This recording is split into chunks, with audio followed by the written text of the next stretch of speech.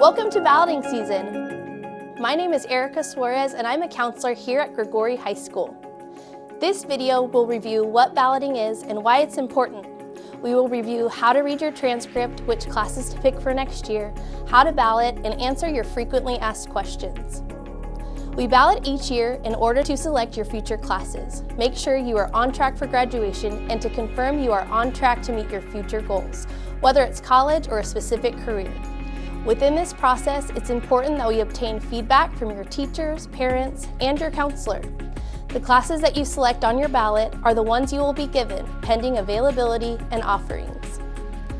Please make sure that you are choosing classes that meet your own personal goals. If you plan to apply to a four-year university directly after high school, please take a look at the chart on the screen. Some important areas to highlight are that you must have a minimum of 2 years of a foreign language, have C's or better in all of your classes, and you must have 1 year of a fine art. Now let's go to Ms. Miller, who will lead you through evaluating your transcript. My name is Brandy Miller, and I'm here to show you how to read your transcript. In front of you, you should have a copy of your transcript and a pen or highlighter.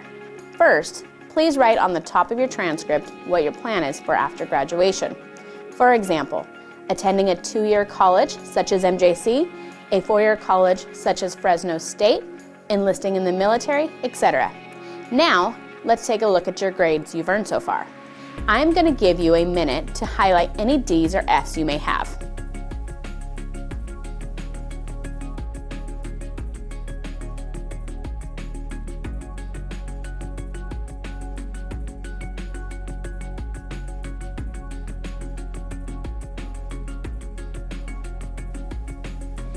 If you have highlighted any F's, these have to be made up for graduation in summer school or ESS.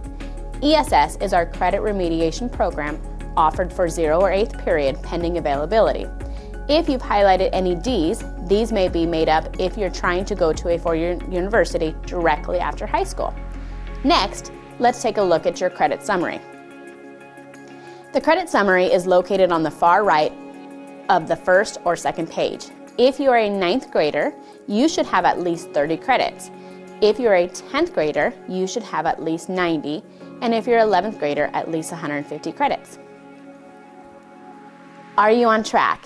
If you're not on track, please plan to have a conversation with your counselor about how we can support you in getting back on track to graduate. Now, let's go talk to Ms. Sakeda for choosing next year's classes. My name's Alicia Sakeda, and I'm here to review classes for next year. You should now have in front of you your paper ballot and a pencil. Now carefully review each required course section such as math, English, social science, etc., and select the course you need for next year. If you have questions about which class to pick, your teachers and counselor will be able to assist. Please refer to the key at the top of the ballot. If there is a line next to the course you are wanting, a teacher's signature is required. If there's an X, a prerequisite class is required. If there's a sunshine icon, summer homework is required for that class. When you get to the elective portion, please make sure that you pick your top choices and alternate choices. Also, please keep in mind your post-graduation goals and CTE pathways. And now we go to Mrs. Mintier, who will introduce the electives and CTE pathways available next year. My name is Sarah Mintier, and I will now review the pathways available at Gregori High School. Gregori offers various course pathways. Pathways are made up of introductory, concentration, and capstone courses. Please refer to the chart on the screen for the pathways offered at our site. If you are currently in a pathway course, please consider balloting for the next level course. If you are unsure of which level you are on, please talk to your CTE teacher or counselor. At the end of the period, your teacher will be showing a CTE highlight video to help assist you in your elective selections. Next, let's review some things to consider while completing your ballot and some frequently asked questions. Please make sure that you do not ballot for a class you have taken before. You cannot earn repeat credit for a class. Please make sure to choose your alternates. If your top choices are not available, we will select from your alternates. Please only ballot for classes that you have met the prerequisite for. If you are balloting for an AP or honors course, you must have a signed AP course expectation form completed with your ballot.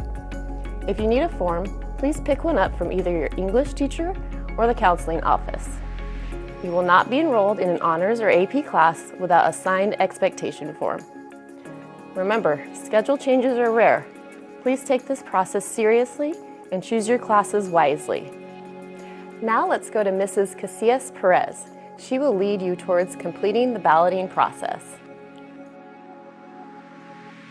I am Zaira Casillas Perez, and I am here to review the next steps to complete the balloting process. Once you have made your selections on your paper ballot, you will need to add them to your online school links. You will first select your classes on your paper ballot with all signatures completed. Next, you will transfer this information onto your School Links course planner. Once School Links is updated, you will turn your paper ballot into your teacher.